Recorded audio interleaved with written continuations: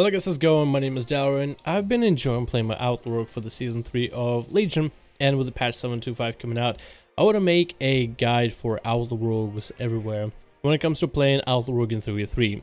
Now, there's not a lot of people that play Outlaw rogue for 3v3 arenas, so I feel like this kind of video will maybe inspire some of you to maybe give Outlaw a try.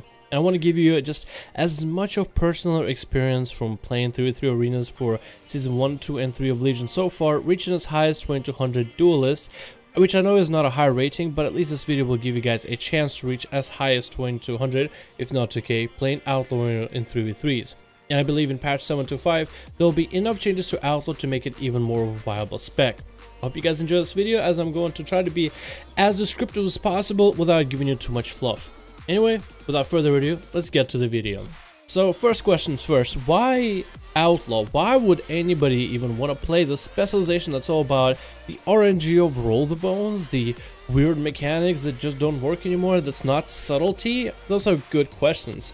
Outlaw rogue spec as a specialization itself has great burst. One of the biggest aspects of it is just how massive your damage is when you have all your cooldowns lined up. You also have great team play because of the tricks of the trade mechanic, allowing you to buff yourself and a friendly target by 15% worth of damage. You're great for swaps, and that is your advantage. With the mobility, the range stun capability, and with the team play, plus combined with your burst, you can actually make crazy swaps against many team combinations in arenas. You have decent mobility, grapple and hook allows you plenty of moving around, whether you want to retreat or advance the enemy, and overall the spec is pretty fun. I think that's probably one of its advantages because it is not somewhat predictable. It is a little bit different because of the roll the bones mechanic. You're never pressing the same buttons all the time, and there's a little bit of fun where you have to think, but not enough time thinking where you're just spending the whole time just going through strategies and whatnot. Great spec in general. I've been having a blast playing with it, and I've played other specializations for competitive arenas, be it Assassination, Subtlety, and Outlaw, and I personally find Outlaw a lot more fun. Now, another great question, why not Outlaw? And besides the obvious RNG mechanic, which I believe is going to be mostly solved in 7.25 with how they're changing the specialization, Outlaw has a pretty low self-sustain damage. The damage itself for sustain never been all that high. Maybe it was high at the beginning of Legion, but after the spec has gone through a few buffs and nerfs and iterations, it is really all about burst. It doesn't have a really all that high sustain damage unless you roll into decent buffs. It is very comp-reliant specialization because of the way that it's set up, and especially in patch 7.2, it has been very comp-reliant. You have to play with specific specializations in order to make yourself shine. But besides that, that's really the biggest disadvantage that I have besides the obvious roll the bones, which again, I believe is going to be reduced heavily once patch 7.2.5 comes out. So what is the main strat for Outlaw? And it's fairly simple. First thing you do is roll the bones, and in patch 7.25 you'll want to make sure you have true bearing available. If not, then shark infested waters for the burst.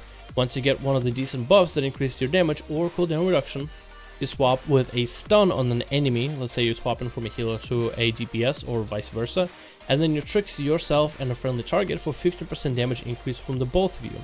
This way you're able to put a lot of pressure into the enemy, forcing trinkets, forcing defensives, and with some cross CC, that is where you are trying to CC the whole enemy team. Let's say you blind one guy, then you'll stun the kill target, and then let's say the third guy gets feared. Somebody's gonna have to pop a trinket or a defensive or peel in order to live, and if they don't have anything like that available, with enough of these swaps you'll be able to score a kill. And that's really about it. You simply just do swaps until something dies. And in some cases, if you're playing with a strong enough class, because of how much burst you're providing for them, in some cases you can literally global people within 2-3 globals. And I've had that plenty of opportunity playing with someone like a Fury Warrior, although I could see somebody playing with, let's say, a bursty mage like an Arcane, or a bursty warlock like a Demonology or a Destro Warlock, lining this kind of damage up together. Now let's talk a bit about utility, and this utility is something that needs to be practiced as an Outlaw rogue. It's not really come an easy go. It's kind of like a trophy. If you really want to make that thing shine, you really have to put in some good spit and good elbow grease on it. Anyway, one of the utilities of an Outlaw rogue is a ranged stun. The capability for between the eyes, which is a 20-yard range, basically a ranged kidney, is insane. If you have cooldown reduction, you're able to throw kidney into a kidney into a kidney back to back to back on your healer at range. Or if you are using it to simply peel, like a subtlety rogue would use, Shadow Dance cheap shotting the whole team, you could use Between the Eyes every few seconds to simply stun enemies on their burst or whenever they're trying to, let's say, advance on your healer. Imagine a mage trying to blink polymorph your healer, or a druid trying to blink cyclone your healer. And you might not be in the best position possible, but because of the 20-yard range and that stun capability, you're able to stop a mid-cast without having to burn things like sprint or grapple and hook, where in most cases most rogues would just shadow step kick the cast whenever possible. Then we have Gouge, which is a great ability, and the fact that not all rogue specs have it and makes it that much stronger because you're one of the specializations that does. And Gouge has many great uses. You can use it to substitute it for a kick. Let's say you are battling it out with a healer, he's almost dead, but then he jukes your kick, which happens to the best of us. And then you, as an Outlaw rogue, have a Gouge, so you can stop the enemy's next cast, prevent him before it finishes in order to help you score a kill, or you can simply use Gouge to peel the DPS off your healers or your partners, whether they're melee or ranged. Outlaw rogues have pretty great mobility. Grapple and hook allows you to swap on targets, advance into the enemy room, let's say, or be able to retreat out of dangerous situations because it has a 40-yard range. A really good ability in general, and a lot of people underestimate it in most cases. Cloak of Shadows is an interesting one because it basically comes with a heal. Every time you are hit with a spell or you remove a spell off of yourself, it actually offers a healing potential. So as an Outlaw rogue, in some cases, you may be able to push into a team that's pretty caster heavy and get really low in your health and be able to completely recover without having your healer to pop massive cooldowns. In most cases, Cloak simply just allows you to be able to avoid some of the cast capabilities, and then your healer still needs to burn mana in order to kill you up. In these cases, your healer can, let's say, focus on one target while you're literally healing yourself with the enemy's cast on the other side of the game, which is a great utility and a lot of people undervalue it. On a topic of defenses, Parry generates you combo points, which has a karma-like effect, because once you are generating combo points that a warrior keeps feeding you, you can simply start using those combo points to start using your stuns like Between the Eyes, or simply start feeding those run-throughs back into the warrior. So it has a very offensive capability while maintaining as a great defensive against most melee. You also have a short vanish cooldown, and you would think that subtlety would be the spec with the shortest vanish, but because of the cooldown reduction mechanic, and if you're able to throw in your combo points into finishers a lot more often and kind of recycle them a lot more efficiently, then in most cases, or in some cases, your vanish will actually be about a minute cooldown.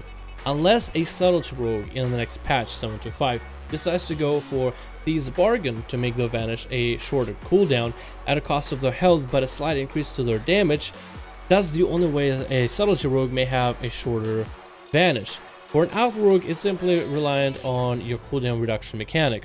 So you're able to use that vanish to escape situations, get cheap shots off of enemies, but that's really about it. In the past, you could use stuff like Garrote in order to silence a healer, and you would gain even a 100% critical strike chance with a 4-piece bonus from PvP gear when we had those.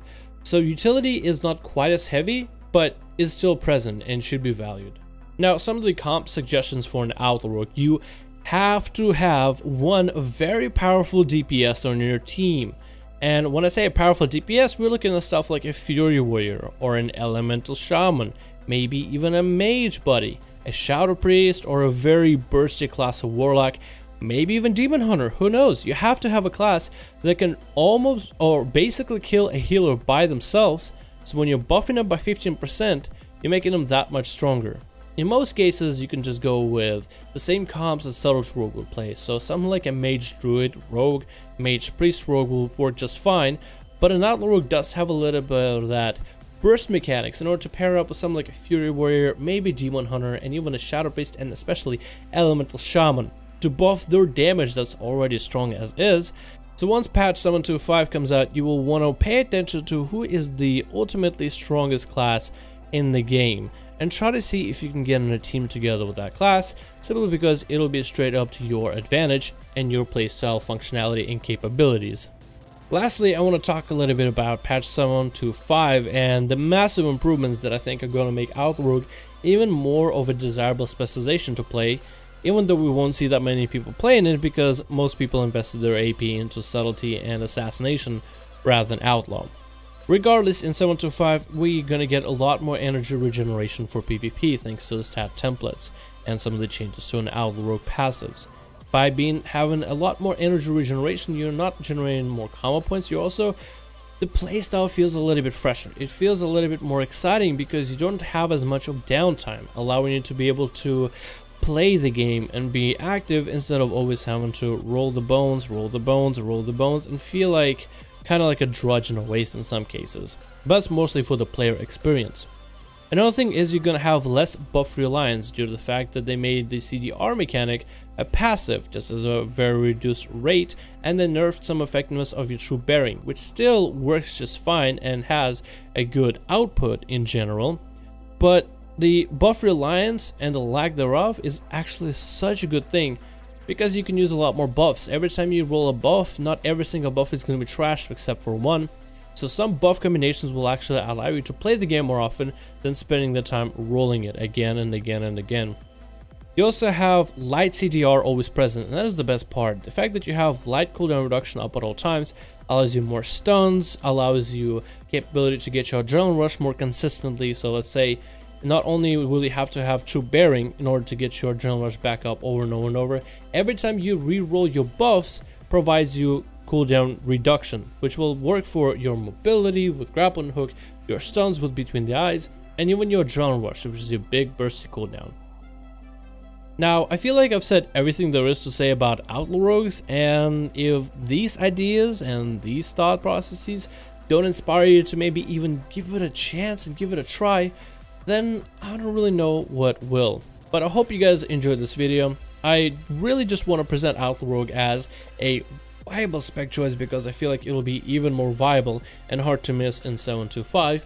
It might even be one of the desired specializations to play with in specific team combinations, regardless of the changes that are happening to subtlety, which are also good, and some of the awesome, interesting Toxic Blade changes coming out for Assassination. Anyway, I hope you guys enjoy it. I'm hoping this video strands the time of 7.2 and 7.2.5, and let's just hope that nothing really new changes. If whatnot, then of course I'll change the title, change the description. But this is what we've got so far, and this is my best, I guess, expert opinion of what I feel like Outlaw Rogue will be and what it currently is right now. Thank you guys so much for watching. I hope you enjoyed. Hopefully you guys have fun playing your Outlaw Rogue within 3v3 arenas or any PvP situations. My name is Dalrin, and I'll see you guys in the next video.